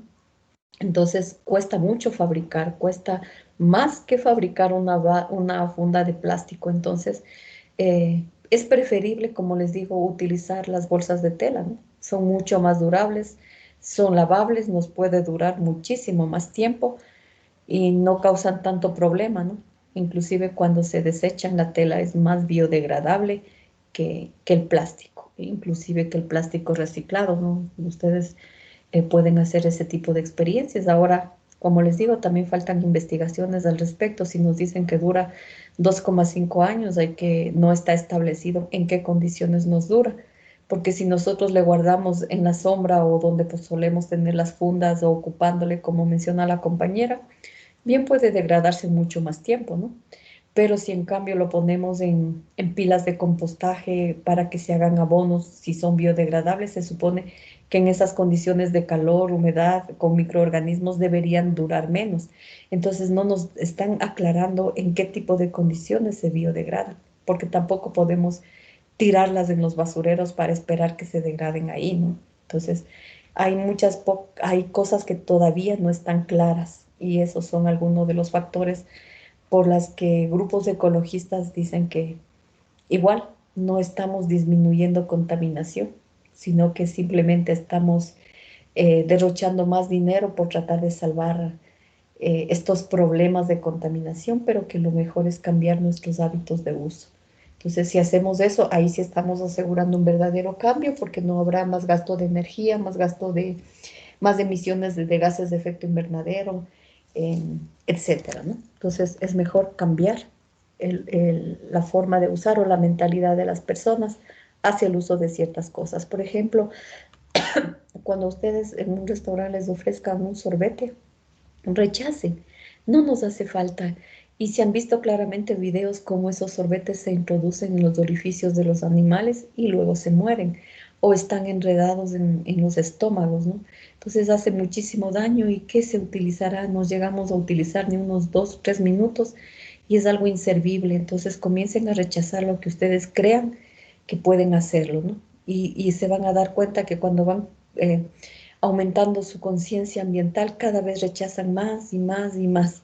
Y llega a un punto en que sin darse ustedes mismos cuenta, ya están en una actitud positiva y empoderados con las cosas que hay que hacer. Y muchas cosas se aprenden con el ejemplo, ¿no? Si ustedes hacen eso, eso se va replicando a nivel de familia, a nivel de amigos, etcétera, y va mejorando el entorno. Entonces, eso es mucho mejor que fabricar cosas desechables.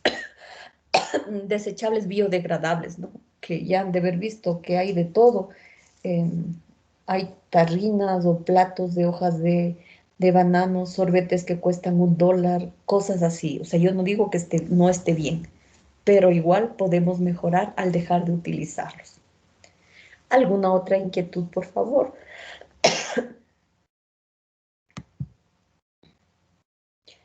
Me voy entonces para terminar con el capítulo de hoy. Vamos a hablar un poquito más sobre el protocolo de Kioto, que algo ya se ha hablado en las clases anteriores, entonces vamos a empezar como siempre con una lluvia de ideas, como ya es la parte final del capítulo, ya tenemos una idea más certera, aquí está, una idea más organizada de lo que son todos estos procesos, esta serie de reuniones que se ha dado para lograr detener estos cambios drásticos, ¿no? Entonces ya comienzo a compartir. Qué raro, me dice servicios de Spoch. Creo que lo compartí mal.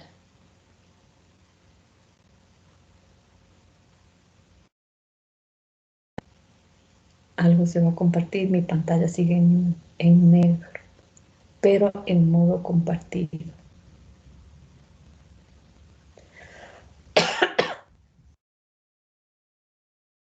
No. Me he ido por servicios después. Bueno, ya que estoy aquí, veré si está funcionando el sitio web, aunque por ahí alguna compañera, algún estudiante de una materia me dijo que no está funcionando en Mozilla, pero sí está funcionando en otro navegador haciendo algo. Yo estaba Justo me llegó porque tienen que subir un deber y la compañera estaba dando instrucciones para que puedan hacerlo. Pero no me fijé bien, la verdad, ya estaba con ustedes y solo vi que me decían que no pueden subir un deber que tenían hasta las 10. Ya luego de ver porque me dicen que sí hay manera de entrar al aula virtual en conclusión. Voy a tratar de compartir nuevamente.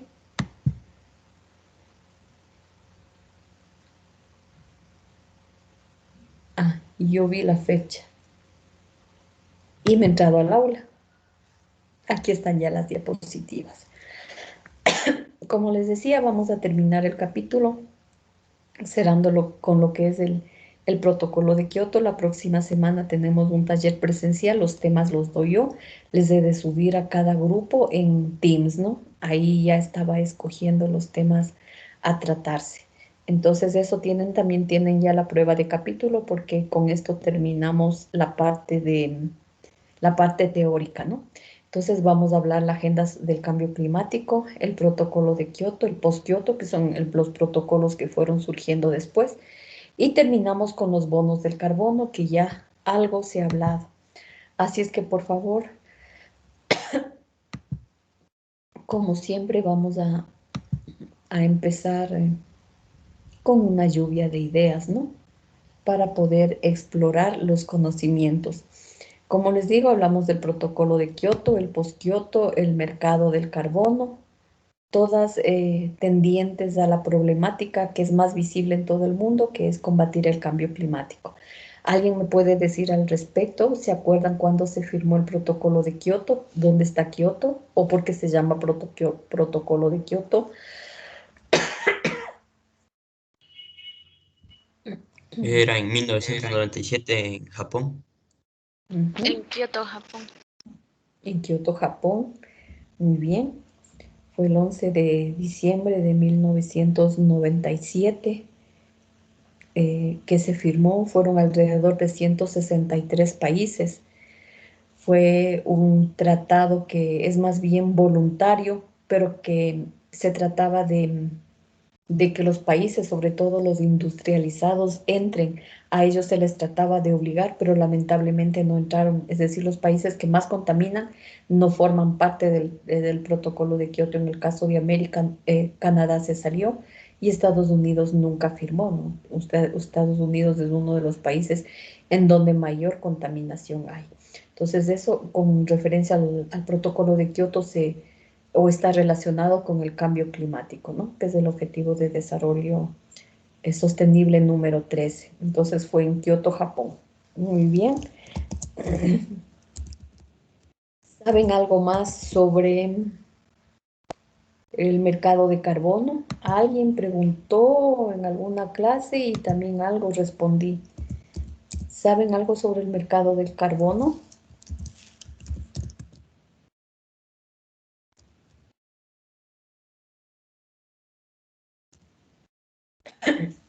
¿Nadie sabe? ¿Nadie se acuerda? Bueno, el mercado de carbono es un mecanismo que crearon los propios países industrializados para aquellos que están generando más gases de efecto invernadero, compensar por el exceso de emisiones que se quedaron en el protocolo de Kioto, porque hay unos límites que hay que cumplir, ¿no?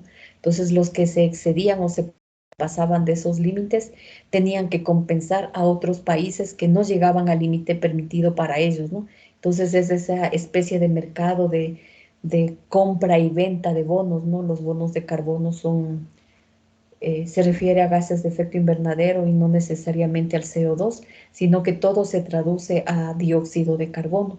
Entonces, por una tonelada de dióxido de carbono en esta oferta, en este toma y daca, más o menos cuestan de 5 a 7 dólares cada tonelada de CO2 evitado que se va a la atmósfera, ¿no? Entonces cuesta de 5 a 7 dólares, ya eso es cuestión de negociación de los países y esto se ha hecho con el fin de que se trate de reducir las emisiones o que los países que logran llegar a los límites establecidos y fijados, que ya vamos a ver que son diferentes para los países y con años límite, puedan compensar, digamos, de cierta manera a los países que sí están cumpliendo con los límites permitidos. Entonces, de esto se trata, este es el mecanismo, ¿no?, de los bonos de carbono. Entonces, vamos a hacer, a ver, un video muy corto que nos habla específicamente del protocolo de Kioto. Ah, me esperan un ratito, no compartí con sonido. Al compartir se me olvidó que había un video y no compartí con sonido.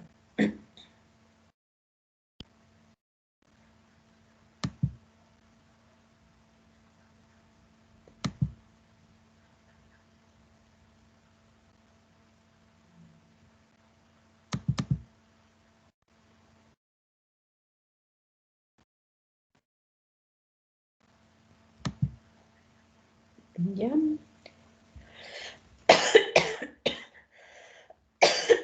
Más bien, avancemos un poco y si tenemos tiempo vemos el video. Los videos son muy, muy instructivos, ¿no? Porque son muy didácticos en ese sentido y nos permiten rápidamente inmiscuirnos, digamos así, en la problemática. Entonces, si tenemos un poquito de tiempo, nos vamos, pero no quiere, ya, no quiere cambiarse de diapositiva.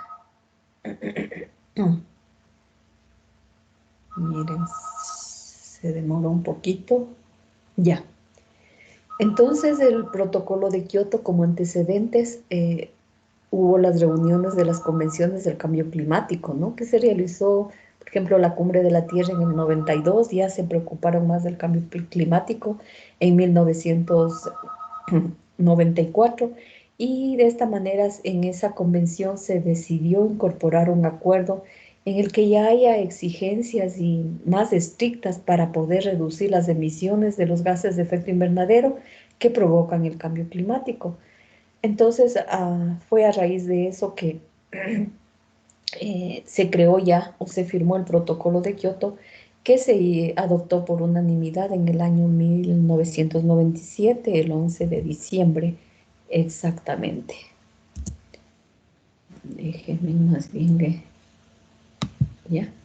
Sí, 11 de diciembre de 1997. La característica de este protocolo es que tiene objetivos obligatorios, siempre referidos a las emisiones de los gases de efecto invernadero, sobre todo para las economías mundiales que más generan estos gases y que han decidido involucrarse en esto. Los objetivos de este protocolo es disminuir justamente los niveles de los gases de emisión con miras a reducir el total de las emisiones de estos gases en un porcentaje inferior a no menos del 5% que lo que se generaba en el año de 1990. Esto tenían que hacerlo entre el periodo comprendido entre el año 2008 y el año 2012, pero lógicamente no se cumplió. Los compromisos contraídos en virtud del protocolo de Kioto no son únicos para todos los países, sino que varían de uno a otro. Si bien es cierto el objetivo global es disminuir el 5% para los países desarrollados, esto debe conseguirse mediante recortes de CO2, es decir, evitar las emisiones de CO2 con respecto a los límites producidos en el año 1990. La Unión Europea estableció su propio acuerdo, está formado por varios países de Europa y son muy estrictos en cuanto a su cumplimiento, ¿no? Ellos establecieron su propio acuerdo interno entre estos países para lograr que el objetivo en estos países de la Unión Europea, sea disminuir el 8% de estos gases distribuidos entre los 15 países que forman la Unión Europea, Suiza y la mayor parte de los países de Europa Central y Oriental. Entonces, Australia también estaba incluida. En el caso de Canadá, hubo el compromiso de disminuir en el 6%. O sea, el objetivo era 5, ¿no? Pero en el caso de la Unión Europea, ellos se pusieron el límite de 8, entre todos los países, no en uno en particular, sino como Unión Europea, reducir al 8%. 6% en Canadá, 7% en Estados Unidos, 6% en Hungría, Japón y Polonia. En Nueva Zelanda, Rusia, Ucrania deberían estabilizarse sus emisiones. Ellos no sobrepasaban los límites. Noruega, en cambio, podía aumentarlas hasta un 1% más porque estaba por debajo de los límites. Entonces podrían hipotéticamente hacerlo, pero no lo han hecho, ¿no? Noruega es uno de los países en donde la calidad de vida es mucho mejor en el mundo, ¿no? Es uno de los principales países con calidad de vida buena. Islandia también podía reducir hasta un 10% en su compromiso. Entonces aquí se puede ver en la posición de los diversos países en el año 2011 con respecto al protocolo de Kioto.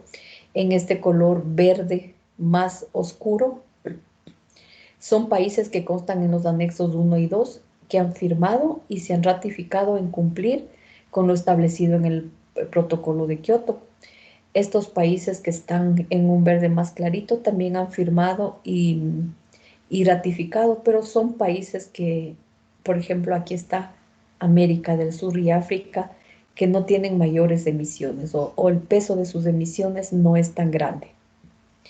Este país, que corresponde básicamente a Estados Unidos, en donde lógicamente está Alaska, que pertenece a Estados Unidos, ha firmado, pero con una ratificación rechazada, es decir, firmó y luego ya no quiso saber nada. Canadá definitivamente abandonó el protocolo de Kioto y algún país no está posicionado dentro de este protocolo. Entonces, esa es una visión general del mundo en cuanto a este protocolo. El protocolo será jurídicamente vinculante cuando lo hayan ratificado no menos de 55 países, pero entre estos países deben contarse los países desarrollados. Estos países desarrollados son los que emiten alrededor del 55% del total de las emisiones de dióxido de carbono en el año 1990. Es decir, los países que más generan son los que menos quieren colaborar. El principal problema es que deben decidirse adherirse más naciones industrializadas que verán afectadas por los límites de emisión del protocolo. Una segunda preocupación es que los Estados Unidos y Australia no aprobaron este tratado. Entonces, ese ha sido el gran problema, que los países que más contaminan no quieren hacerse responsable de las emisiones. Una parte positiva es que algunos de los mecanismos del protocolo cuentan con suficiente apoyo. Inclusive han establecido este apoyo antes de que entre en rigor el protocolo. Por ejemplo, el mecanismo para un desarrollo limpio a través del cual los países industrializados pueden cumplir en parte sus objetivos vinculantes de emisiones mediante créditos, ¿no? Obtenidos y patrocinando proyectos que reducen las emisiones de gases de efecto invernadero en los países de desarrollo. Lo importante es aquí que para disminuir las emisiones de gases de efecto invernadero, no solo una opción es pagar a los otros, no si se está contaminando más, pagar a los que menos contaminen, pero lo que en verdad se debe hacer es utilizar mecanismos de desarrollo limpio, por sus siglas MDL, ¿no?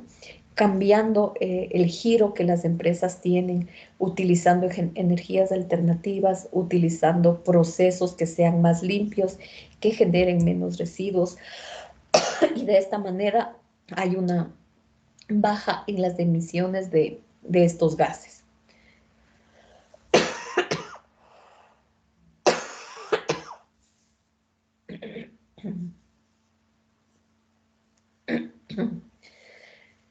Muchas de estas compensaciones pueden, de estos objetivos vinculantes, pueden ser flexibles de tal manera que los países puedan cumplir con sus objetivos, es decir, no son a rajatabla, no son muy drásticos. Se pueden compensar parcialmente estas emisiones aumentando los sumideros, es decir, ayudando a que haya más bosques, sembrando árboles, porque los árboles captan el dióxido de carbono de la atmósfera y despiden oxígeno, ¿no? Entonces, esta siembra o este incremento de bosques lo pueden hacer en su propio territorio, pero generalmente como son países pequeños en donde la mayoría de los campos están destinados a agricultura, también se decidió que pueden apoyar a otros países que tienen más espacio a que haya bosques, ¿no? Entonces estos pueden hacerse, o este es un mecanismo para hacerlo en su propio país o también en otros países. Otra opción es pagar proyectos en el extranjero cuyo resultado sea una disminución de los gases de efecto invernadero. Y hay varios mecanismos, entre estos está el mercado del carbono, ¿no? El anexo A habla sobre los gases de efecto invernadero. Ya saben ustedes que los principales gases de efecto invernadero son el dióxido de carbono, el metano, el óxido nitroso, los hidrofluorocarbonos, es decir, compuestos halogenados orgánicos que tienen flúor, los perfluorocarbonos, igual que los anteriores, y los hexafluoruro de azufre. Entonces, todos estos son mucho más contaminantes que el dióxido de carbono y se establecen valores para transformar estas toneladas en dióxido de carbono y ahí poder hacer o pagar con bonos de carbono. En el último informe del año 2014 se reporta que ese año la concentración de CO2 se elevaba a 400 partes por millón, que corresponde a un 40% por encima de los niveles preindustriales, es decir, alrededor de 1800. La era industrial comenzó en 1840, 1850 más o menos, ¿no?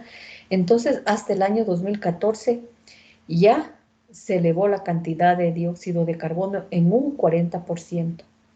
La temperatura superficial de la Tierra se ha incrementado en 0,8 grados durante los últimos 100 años. 0,8 grados parece que no es mucho, pero ahora sabemos que uno de los límites planetarios nos dice que no debemos pasarnos de 1,5 grados.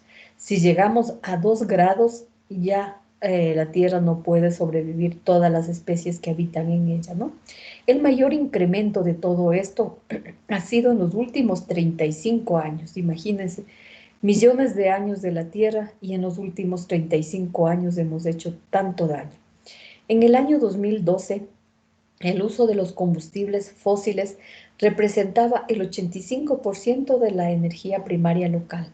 En esto sí se ha hecho grandes cambios, es decir, en 9 años aproximadamente ya estamos utilizando energías alternativas en la gran mayoría de países, incluso en el Ecuador, ¿no? Se están haciendo proyectos para utilizar la energía eólica, la energía solar, la energía de la tierra mismo, de los volcanes, etcétera, ¿no? Entonces sí se está avanzando en este sentido y lo que se está utilizando sobre todo es en el cambio, ¿no? del uso de los carros que funcionan con gasolina o diésel a que funcionen con electricidad. Entonces sí el mundo se ha avanzado bastante en el hecho de dejar de utilizar combustibles fósiles. ¿Por qué no se ha avanzado a pasos más rápidos? Por los países ricos, ¿no? Que son los que tienen petróleo, no quieren que haya un cambio drástico y que se sigan utilizando estos pozos de petróleo, se sigan vendiendo, ¿no? El panel intergubernamental de expertos de las Naciones Unidas sobre el cambio climático, por sus siglas IPCC, ha indicado el camino a seguir en su informe del año 2018. Si se aumenta la temperatura del planeta en 2 grados por encima de los niveles preindustriales, es decir, a lo que era en 1800, sufriremos grandes impactos debido al cambio climático, por lo que es urgente mantener y respetar el límite que nos dice, ¿no? No más allá de 1,5 grados Celsius. Han habido algunas medidas para poder impedir que la emisión de gases siga aumentando y cause los daños en el cambio climático. Entonces, algunas de estas medidas dependen ya de la voluntad política de los países. Prácticamente depende de ellos, ¿no? Entonces, unos se han comprometido a la reducción de emisiones. Una manera de esto es cambiar los combustibles, ¿no? Cambiar combustibles fósiles que provienen del petróleo y de las minas de carbón y adoptar formas renovables de energía, ¿no? Como la solar, la eólica, la introducción de nuevas tecnologías para las industrias, del transporte, etc. Entonces, sí hemos avanzado bastante. Hay industrias que son limpias, ¿no? O se les conoce como industrias limpias, que han cambiado prácticamente, han modernizado todas sus plantas de producción, ya teniendo en cuenta estas acciones para reducir las emisiones de gases de efecto invernadero. En el mundo se ha avanzado mucho y muchos países industrializados han optado por reducir sus emisiones, que es lo ideal, ¿no? Otros han ampliado la superficie forestal. Los árboles sabemos que eliminan el dióxido de carbono, atrapan el dióxido y mandan el oxígeno, ¿no? Entonces, en vez de realizar la deforestación, lo que están haciendo es implementando o sembrando más árboles, ¿no? Para evitar este problema. Como les decía, esta siembra de árboles puede hacerse en su propio territorio o también en otros países, ¿no? Y también el cambio en estilo de vida y de las normas. Las culturas y hábitos de millones de personas que están en el mundo tienen importantes repercusiones en el cambio climático. Lo mismo cabe decir de las políticas y reglamentos gubernamentales, ¿no? Entonces, si bien es cierto, hay un marco legal que ampara todo esto, por ejemplo, en el país estaban ya por aprobar el uso de vajilla no desechable. En la Politécnica ya se prohibió, ¿no? Bueno, como no tenemos clases presenciales, nosotros que estamos involucrados en esto, algunos compañeros de la facultad, estábamos controlando que en los bares ya no se utilice vajilla desechable. En el bar de ciencias sí se estaba utilizando y ya hubo un primer llamado de atención, pero todas estas iniciativas se quedaron truncas ya con la pandemia, ¿no? Los bares se cerraron totalmente y habrá que nuevamente retomar, ¿no? Retomar todas estas acciones, pero el vicerrectorado administrativo publicó ya y en sus reglamentos tienen que cuando se hacen las licitaciones a bares es prohibido el uso de vajilla desechable. Entonces íbamos de bar en bar comprando cosas a ver cómo nos atendían y cómo nos daban, ¿no? Y vimos que en el bar de ciencias se utilizaban vasos y cucharas desechables. Entonces, como les digo, cambiar el estilo de vida es lo mejor que podemos hacer. Es una manera de rechazar, ¿no? En vez de reciclar o reutilizar. Si rechazamos, el cambio es todavía mejor. Entonces hay estos mecanismos, ¿no? Las reducciones de emisiones mediante la adopción de o rediseño de las plantas industriales sobre todo en el uso de la energía, ¿no? Que ya sean energías limpias, energías alternativas, sembrando árboles para que cada vez haya más bosques y evitando la deforestación, ¿no? Y el cambio en estilo de vida amparadas por políticas y reglamentos gubernamentales. Entonces, esto es muy importante. Y entre estas, la estrategia de la que vamos a hablar son los bonos de carbono. Estoy perdida en el tiempo. Todavía tengo un poquito. Los bonos de carbono, ¿no? Entonces, sabemos que las fábricas sacan o botan al ambiente el dióxido de carbono. Entonces, este es atrapado por los árboles y el oxígeno que liberan representa dinero que puede cambiar o debería entrar en el ciclo nuevamente, ¿no? Si cambian todos los procesos tecnológicos de las industrias, cada vez el dióxido de carbono irá disminuyendo, con lo que habrá, y si sembramos más bosques, esta realidad va a cambiar, ¿no? Con lo que todos salimos ganando. Todos los países que están invirtiendo salimos ganando. Entonces los bonos de carbono no son sino un mecanismo establecido internacionalmente para poder reducir las emisiones de dióxido de carbono al ambiente. Todas las emisiones, ¿no? De todos los gases que vimos se transforman a CO2 y se los transforma de esa manera y se puede trabajar. Este es uno de los 3 mecanismos propuestos en el protocolo de Kioto, como ya vimos, ¿no? El sistema ofrece incentivos económicos para aquellas empresas privadas de los países que intervienen que puedan contribuir a la mejor calidad ambiental. De esta manera va disminuyendo la contaminación en cada uno de los procesos productivos. Y esto ayuda, ¿no? Esto representa dinero que se puede canjear con un precio establecido en el mercado. Les había dicho que es de 5 a 7 dólares por tonelada evitada de emisiones al ambiente de CO2. Entonces, este es un mercado en el que muchas empresas o muchos países se han visto beneficiados. Las reducciones de emisiones de gases de efecto invernadero se miden en toneladas de dióxido de carbono equivalente y se traducen en certificados de emisiones reducidas.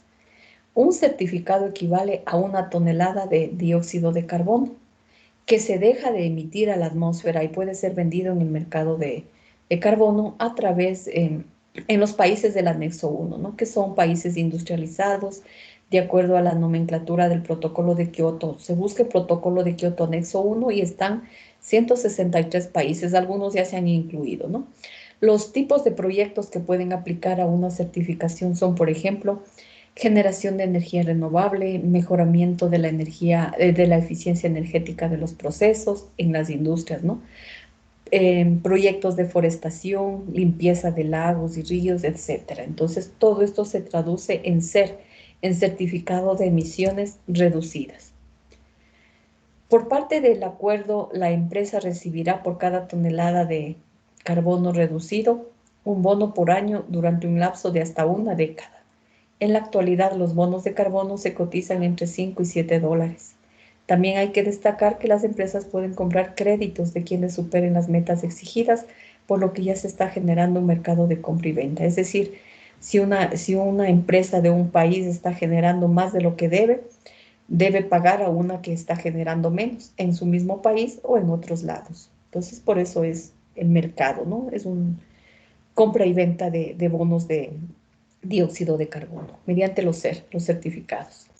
Los países industrializados o que pertenecen al anexo 1 del protocolo de Kioto establecieron este sistema de compra-venta de emisiones de gases de efecto invernadero, puesto que a ellos les permite o les da tranquilidad para que si en un caso no pueden reducir sus emisiones, puedan estar dentro de los límites, ¿no?